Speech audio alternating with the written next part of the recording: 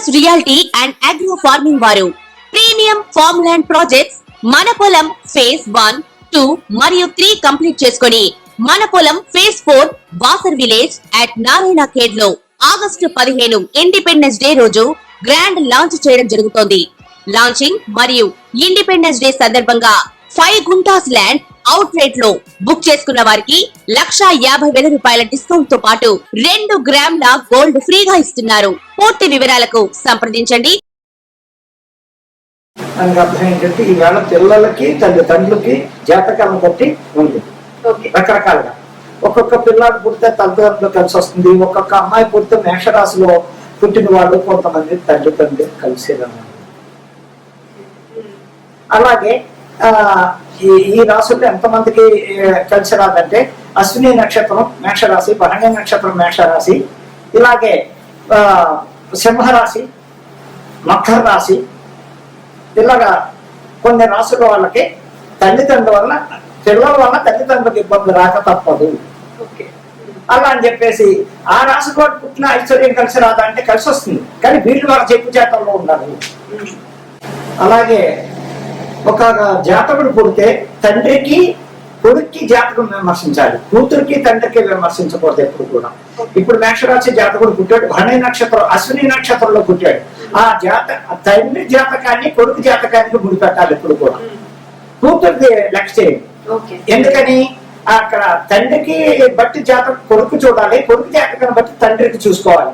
ఒకవేళ ఇంట్లో ఇబ్బందులు వస్తున్నాయి, ఎవరి వాళ్ళు వస్తున్నాయి, కొడుకు వాళ్ళ తండ్రికి ఇబ్బంది వస్తుందా, తండ్రి వాళ్ళ కొడుకు ఇబ్బంది వస్తుందా అని దాంట్లో చూడవలసి వస్తే అప్పుడు తండ్రి వ్యక్తిగత జాతకాన్ని చూసుకోవాలి. ఎందుకు ఈ ఇబ్బందులు వస్తున్నాయి మా ఇంట్లో, వీడు వచ్చిన దగ్గర నుంచి నాకు ఎందుకు ఈ కష్టాలు వస్తున్నాయి అనే విమర్శిస్తులకి తండ్రి జాతకంలో ఏదైనా ప్రాబ్లం ఉంటే కొడుక్కి ఎఫెక్ట్ ఇస్తుంది పక్కా షూర్.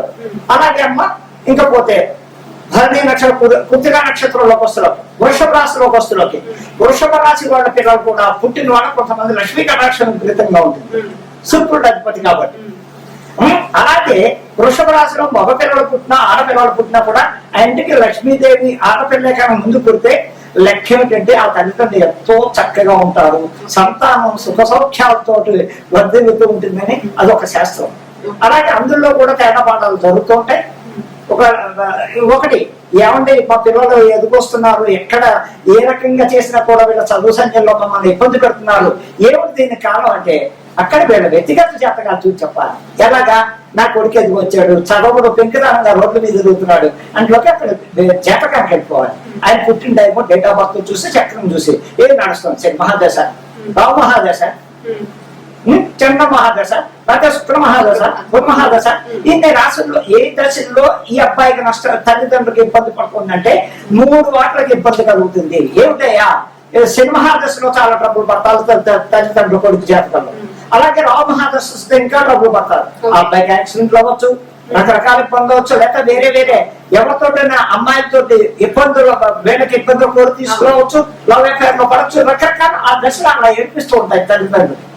అందువల్ల కూడా తల్లిదండ్రులు క్షోభపడుతూ ఆ అబ్బాయికి తగిన దానికి చేయవలసిన జపాలు కానీ హోమాలు కానీ లేకపోతే తెలిసిన జ్యోతిష దగ్గరికి వెళ్ళి నా కొడుకు జాతకం ఏంటండి, దాని పరిష్కారం ఏంటి, రెమెడీ అనేది పాయింట్. అలాగే ఇక మిథున రాశి వచ్చేసరికి మిథున రాశి అంటే వృషభ నక్షత్రం అవచ్చు, పునర్వసు నక్షత్రం అవచ్చు, ఆరుద్ర నక్షత్రం. ఇందులో ఏ మిథున రాశిలో పుట్టినా సరే వాళ్ళకి పుట్టిన తల్లిదండ్రులకి ఎంతో అదృష్టం. ఆడ మగ ఎవరైనా సరే పుట్టుకలోంచి వీళ్ళు కూడా శ్రద్ధాభక్తులతో ఉంటారు, అల్లచెల్లరుగా ఉంటారు. ఎక్కడో 1000 పొక్కల్లో ఇద్దరు ఉంటారు కాదని, కానీ పూర్తిగా వీళ్ళు చదువు సంజయం మీద ఎక్కువ చూపిస్తారు. తల్లిదండ్రులు అంటే ప్రేమహత్యాలు చూపిస్తూ ఉంటారు. చెప్పినట్టుగా చక్కగా తల్లిదండ్రులకు అనుకూలమైన పద్ధతులు ఆడైన మొగైనా చక్కగా ఉంటారు. అలాగే కర్కాటక రాశి దగ్గరకు వస్తున్న పెంకితాను ఆడైనా మొగైనా తల్లిదండ్రుల మాట వినరు. చెట్టయితే అమ్మాయి ఇంట్లో చెప్ప చేయకుండా డబ్బులు వాళ్ళ చెప్పకుండా ఇంట్లో మడుగుపోవడం, రోడ్లు జొలాయిగా తిరగడం అనేక రకాలుగా జరుగుతుంటే కర్కాటక రాశి వల్ల కూడా తల్లిదండ్రులు విపరీతమైన ట్రబుల్స్ ఉన్నాయి.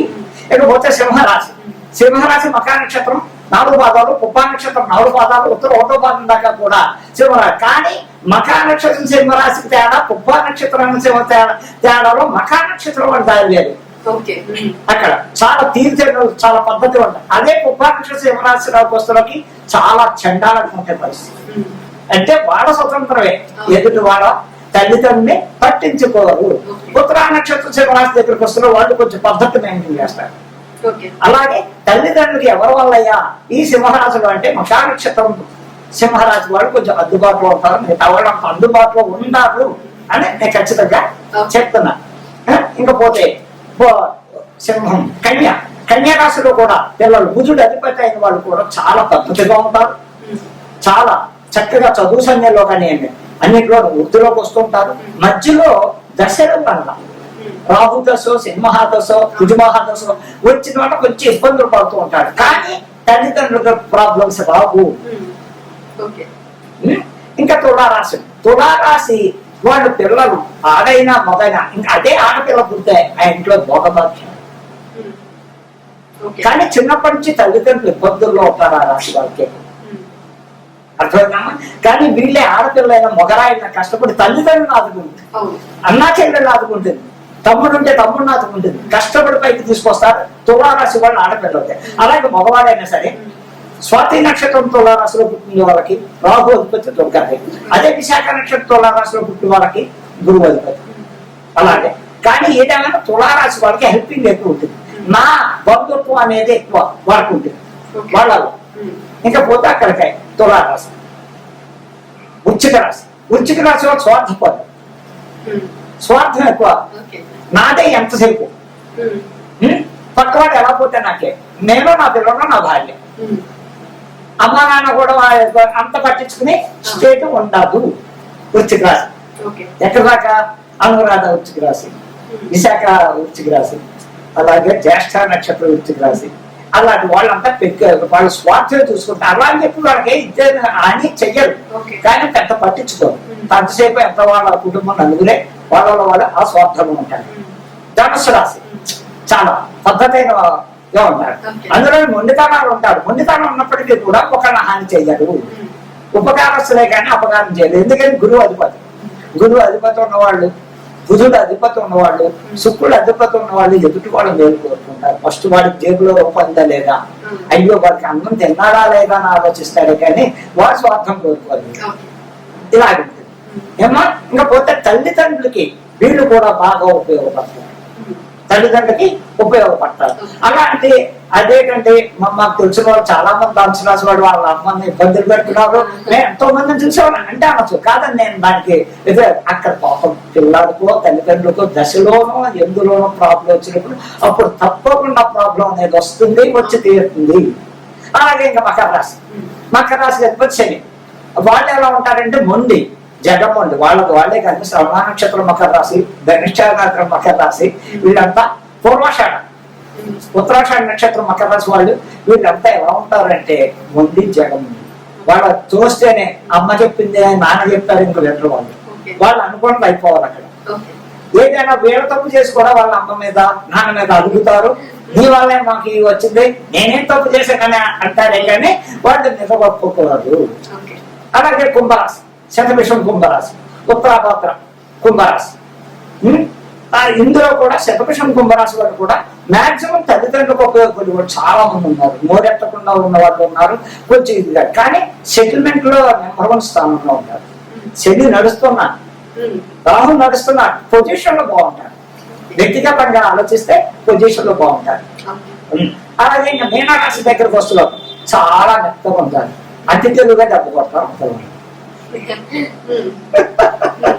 మంచిగా ఉంటారు, తెలివిగా ఉంటారు, ఎక్కువ ఎవరితో మాట్లాడరు, సైలెంట్ గా ఉంటారు, వాళ్ళు చేసుకోవడం వాళ్ళు చేస్తారు. ఇంటికి వస్తారు ఏం జరిగిందో దగ్గర నవ్వుతూ ఉంటారు, మనం ఏదో అనుకుంటున్నాం ఇంట్లో వ్యక్తులకు లేదే విధంగా. కానీ వాళ్ళ వల్ల కూడా తల్లిదండ్రులకి మంచి జరుగుతుంది కానీ కీడు జరగదు. ఇదమ్మా 12 రాశుల్లో వచ్చిన తల్లిదండ్రులకి కొన్ని రాశుల వల్ల ప్రాబ్లం, కొన్ని రాశుల వల్ల లాభాలు ఉన్నాయని ఖచ్చితంగా నేను ఛాలెంజ్ చెప్తున్నాను. మకర రాశిలో పుట్టిన శ్రవణ నక్షత్రం మకర రాశి అయినా, ధనిష్ట నక్షత్రం మకర రాశి అయినా ఉచ్చస్థితిలో ఉంటారు. కానీ శ్రవణ నక్షత్ర జాతకుడు ఆదైనా మొదలైనా అసలు ఎవరిని లెక్క చేయరు, వాళ్ళ సొంత తెలివితేటలు వాళ్ళ గంగలో దిగిపోయాక పక్క వాళ్ళు గుర్తొస్తారు. అప్పటిదాకా వాళ్ళు ఎవరి మాట వినరు, సొంత తెలివితేటలు వ్యాపారాలు పెట్టేయడం, ఎవరి మాట 2 లక్షలు లాస్ అయిపోవడం, మళ్ళా వస్తాయి రావని కాదు, కానీ ముందే ఎవరి సలహా తీసుకోరు. వాళ్ళకి ఎవరయ్యా వెంకటేశ్వర స్వామి, శ్రవణ నక్షత్రం మకర రాశి వాళ్ళకి వెంకటేశ్వర స్వామి అధిపతి. చక్కగా గురువు కూడా అధిపతి. ఈ ఇద్దరు బాబా గారిని వెంకటేశ్వర స్వామిని శ్రవణ నక్షత్రం వాళ్ళు ఎంత బాగా ఆరాధిస్తే, వాళ్ళని ఎంత బాగా చేసుకుంటే వీళ్ళు వృద్ధిలోకి వస్తారు.